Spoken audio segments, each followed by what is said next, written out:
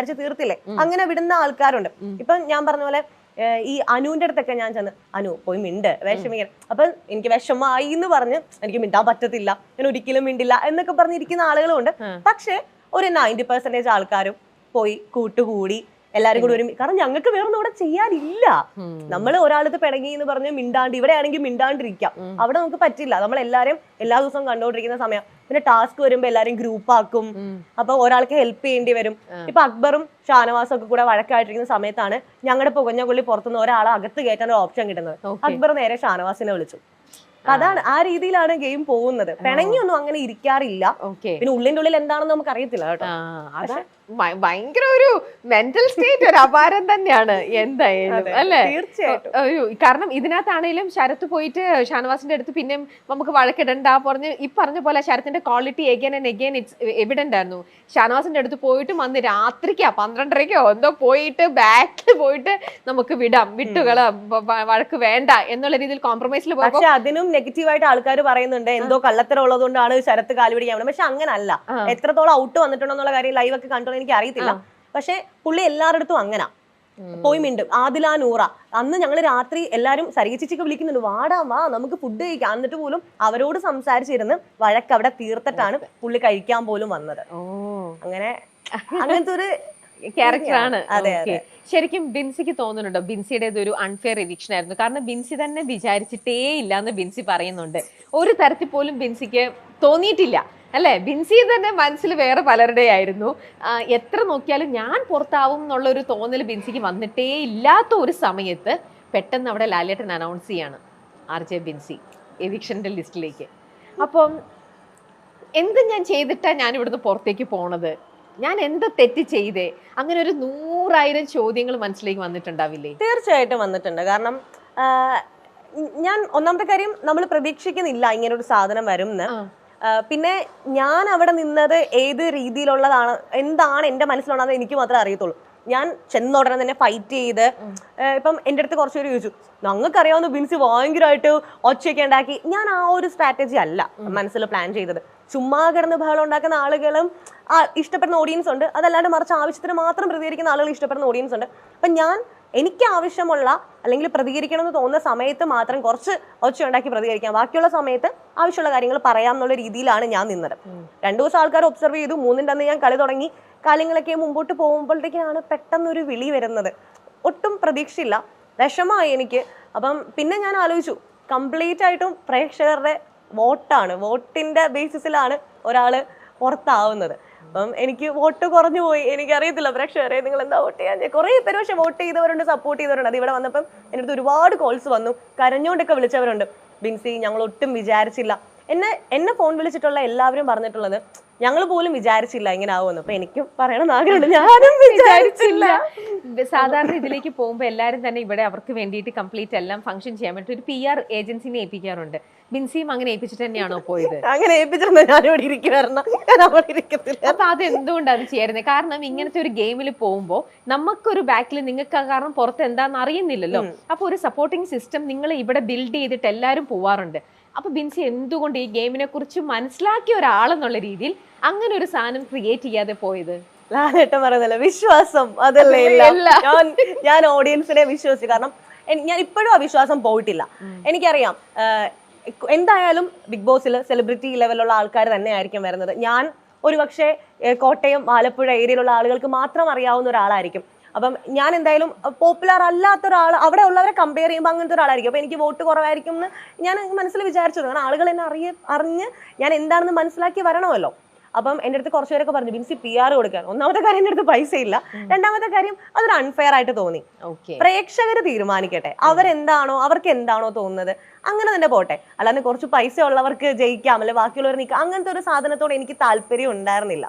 അപ്പം സത്യം എന്താണോ അല്ലെങ്കിൽ എന്താണോ കാണുന്നവർക്ക് തോന്നുന്നത് ആ രീതി തന്നെ പോട്ടെന്നുള്ള രീതിയിൽ തന്നെ ഞാൻ ഭയങ്കര സ്ട്രോങ് ആയിട്ടാണ് നിന്നത്. അല്ലെങ്കിൽ വെറുതെ എന്തിനാ. ഞാൻ അവിടെ പോയി നിന്നപ്പോഴും എന്റെ മനസ്സിൽ വിശ്വാസം ഉണ്ടായിരുന്നു, ആളുകൾ എന്നെ ഇഷ്ടപ്പെട്ട് വരുന്നുണ്ട്. അതെനിക്ക് മനസ്സിലായി. കാരണം കുറെ പേര് വിളിച്ചപ്പോൾ എനിക്ക് മനസ്സിലായി പ്യൂർലി വോട്ടിന്റെ ബേസിസിലാണ് ഞാൻ എവിക്റ്റ് ആയി വന്നതെന്ന് അറിഞ്ഞപ്പോൾ വിഷമായി. എനിക്ക് തോന്നുന്നു കുറച്ച് ഏരിയയിലേക്ക് കൂടെ ഞാൻ എത്താനുണ്ടായിരുന്നു. കേരളത്തിന്റെ പാതി ജില്ല വരെ ഞാൻ എത്തിയിട്ടുണ്ടായിരുന്നുള്ളൂ.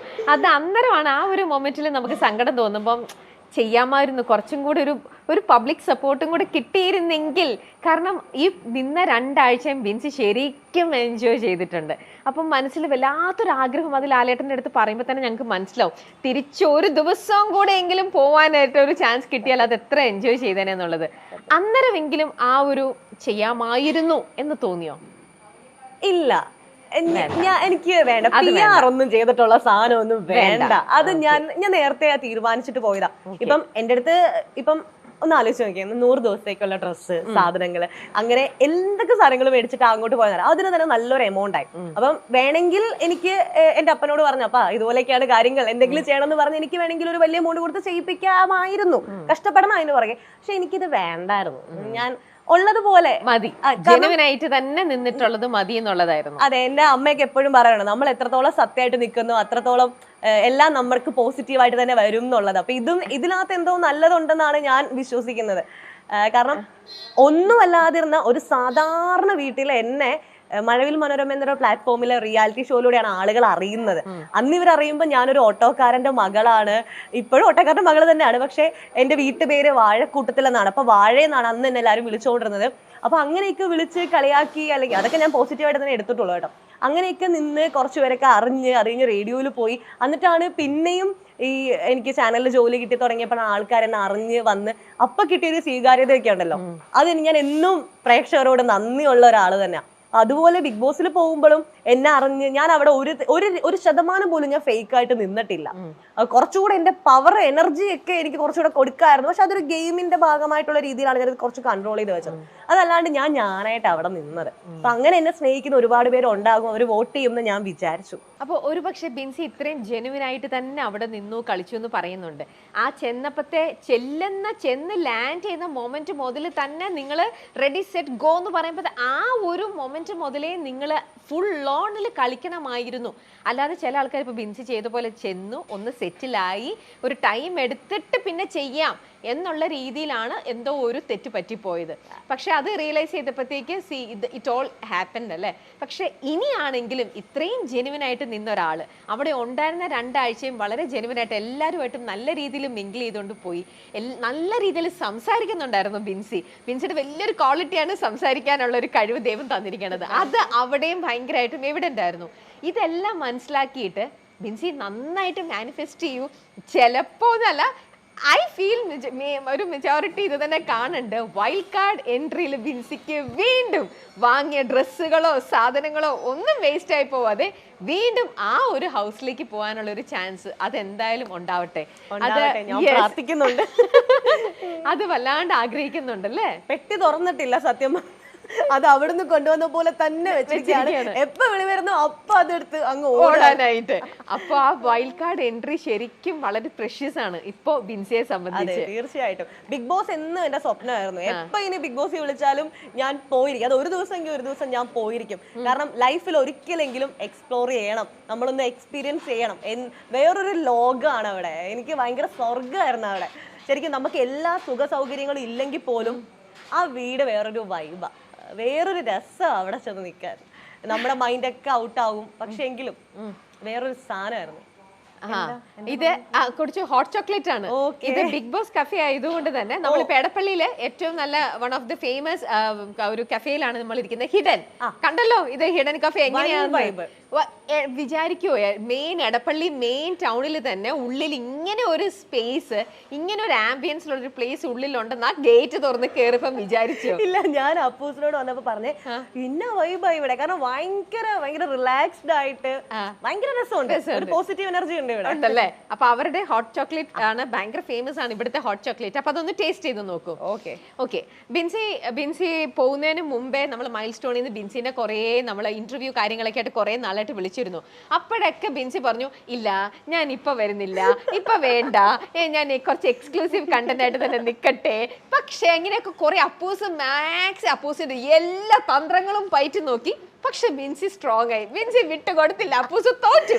പക്ഷെ അന്ന് ബിൻസി ഒരു വാക്ക് കൊടുത്തിരുന്നു, ഞാൻ എന്തെങ്കിലും തിരിച്ചിറങ്ങിയാൽ തിരിച്ചിറങ്ങി കഴിഞ്ഞാൽ ഫസ്റ്റ് ഒരു ഇന്റർവ്യൂ അത് ഞാൻ മൈൽ സ്റ്റോണിന് തന്നെയായിരിക്കും തരുന്നത്.